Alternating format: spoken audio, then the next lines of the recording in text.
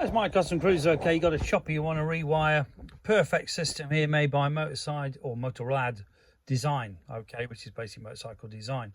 Now this is a cycle control box, which basically does horns, indicators, high, low.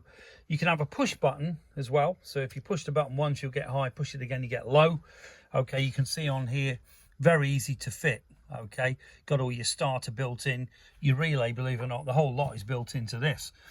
Okay, so you basically got left and right indicators, horn, ignition switch, you know, real simple, a perfect replacement for something like an Ultima, because Ultima, as you know, have gone bust.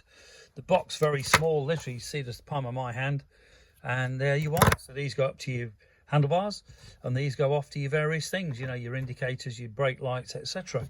So very simple to use. If you're interested in this, give us a bell at 01773835666, customcruisers.com. Thank you.